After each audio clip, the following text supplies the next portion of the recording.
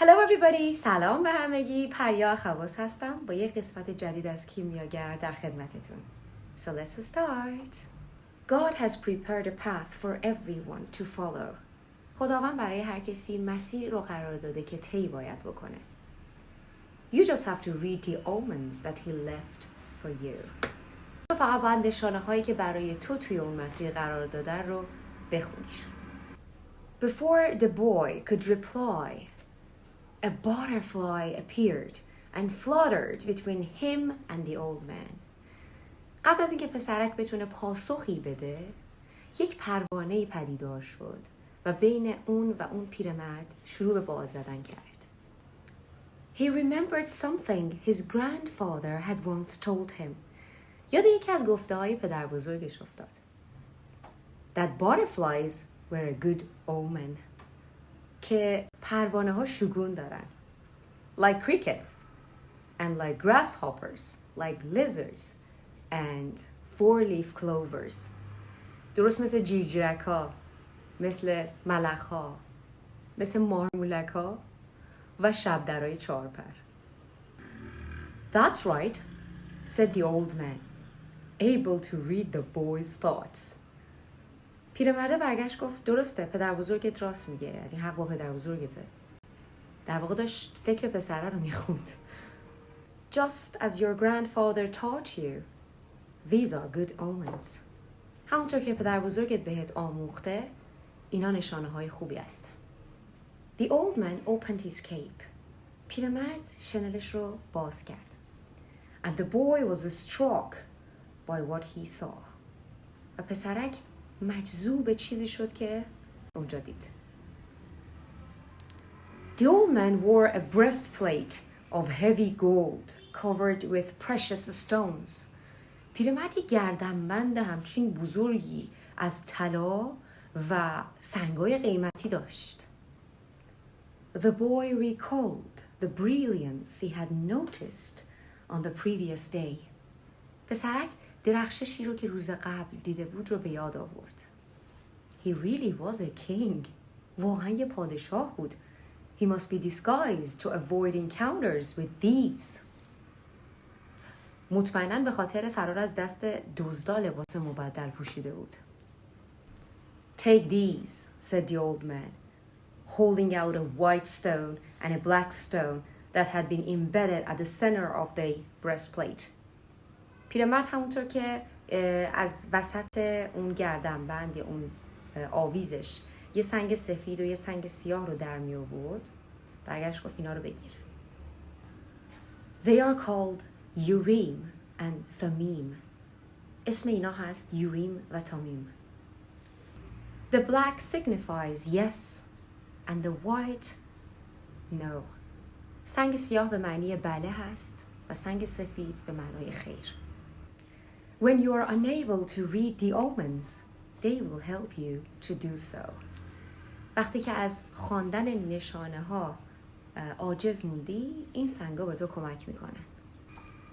Always ask an objective question. همیشه یک سوال واضحی که در واقعیت وجود داره ازشون بپرس. But if you can, try to make your own decisions. ولی تا اونجایی که میتونی سعی کن خودت تصمیم گیرنده باشی. The treasure is at the pyramids. گنج توی اهرامه.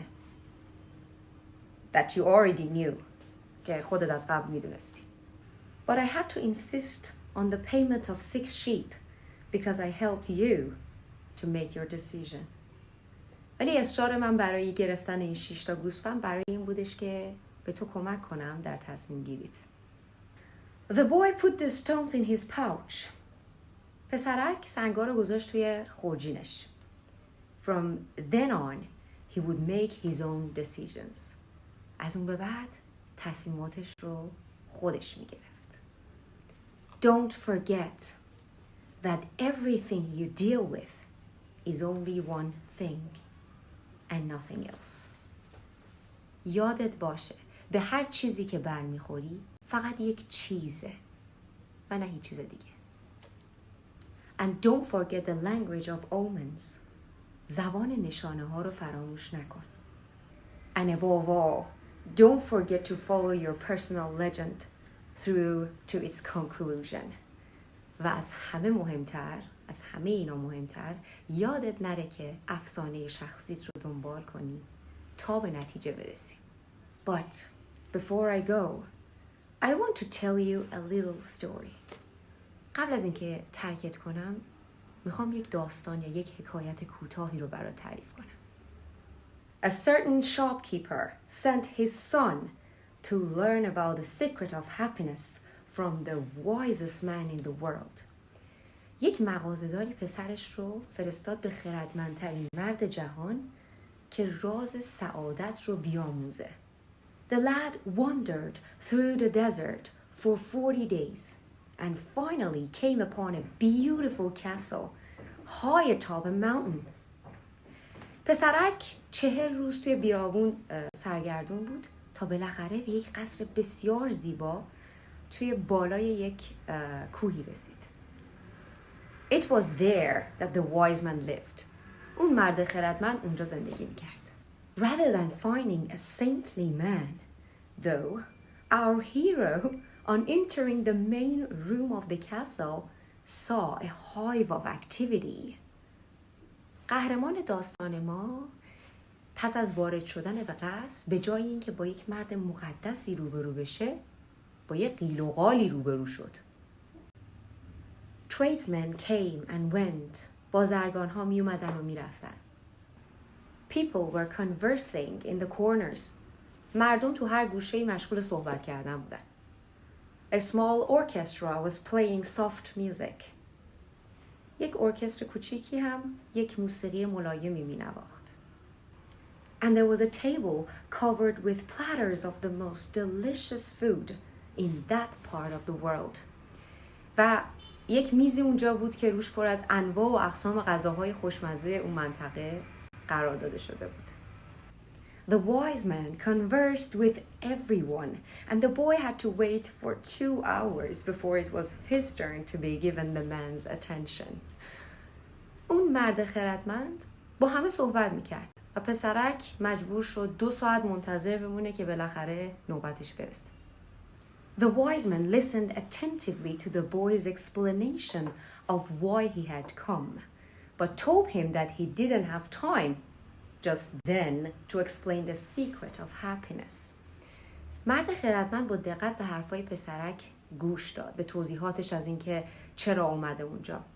ولی بهش گفتش که من الان وقت ندارم راجع به راز سعادت به تو توضیح بدم.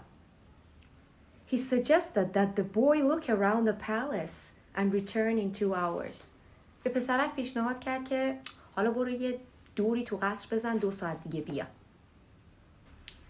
Meanwhile, I want to ask you to do something, said the wise man, handing the boy a teaspoon that held 2 drops of oil. مرد خردمند همینطور که به پسره قاشق چایخوری که 2 تا قطره روغن توش بود میداد، برگشت بهش گفت حالا توی مدت میخوام یه کاری برام انجام بدی. As you wander around, carry this spoon with you without allowing the oil to spill. همینجور که داری باز خودت میچرخی توی قصر، این قاشق رو با خودت ببر و سعی کن نریزی. این روغنه از تو این نریزه پایین. The boy began climbing and descending the many stairways of the palace, keeping his eyes fixed on the spoon. پسرک تمام قصر رو پله‌هاشو بالا پایین کرد در حالی که حالا چشم از اون قاشقه بر نمی داشت. After 2 hours he returned to the room where the wise man was. بعد از 2 ساعت برگشت به اون اتاقی که اون مرد خردمند توش بود. Well, asked the wise man. مرد خردمند ازش پرسید خب Did you see the Persian tapestries that are hanging in my dining hall? قالی‌های ایرانی که توی ناهارخوری من آویزونن رو دیدی؟ Did you see the garden that it took the master gardener 10 years to create? باغی که سرباغبون 10 سال برای درست کردنش زمان گذاشته رو دیدی؟ Did you notice the beautiful parchments in my library? متوجه دستخطهای پوستی زیبای توی کتابخونه من شدی؟ The boy was embarrassed and confessed that he had observed nothing. پسرک از شدت شرمندگی و خجالت سرش رو انداخت پایین و اعتراف کرد که هیچ کدومو ندیده. His only concern had been not to spill the oil that the wise man had entrusted to him.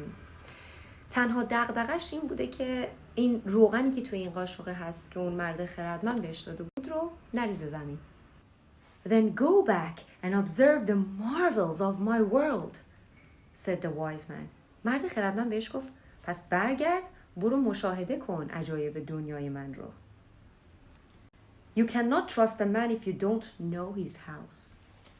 نمیتونی به یک مرد اعتماد کنی تا زمانی که خونش رو نشناسی، خونش رو ندیده باشی. Relieved, the boy picked up the spoon and returned to his exploration of the palace, this time observing all of the works of art on the ceilings and the walls. پسرک این دفعه با خیال راحت قاشق و برداشت رفت که به اکتشافش از قصر بپردازه و این دفعه به آثار هنری که روی سقف و دیوارا و اینا بود دقت کرد. He saw the gardens, the mountains all around him. به تماشای باغ‌ها، کوه‌ها پرداخت. The beauty of the flowers, زیبایی گل‌ها. And the taste with which everything had been selected. و به سلیقه‌ای که تمام اینها رو انتخاب کرده بود آفرین گفت، اون رو ستود.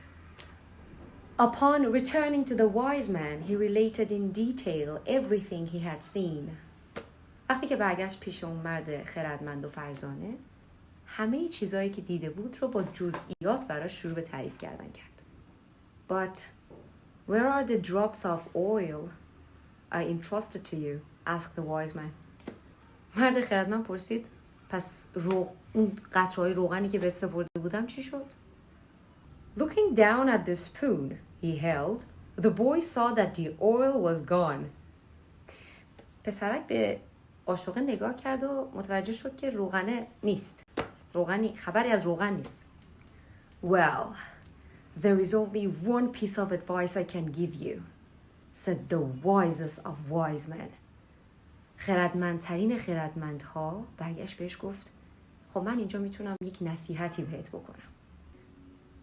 The secret of happiness is to see all the marvels of the world and never to forget the drops of oil on the spoon.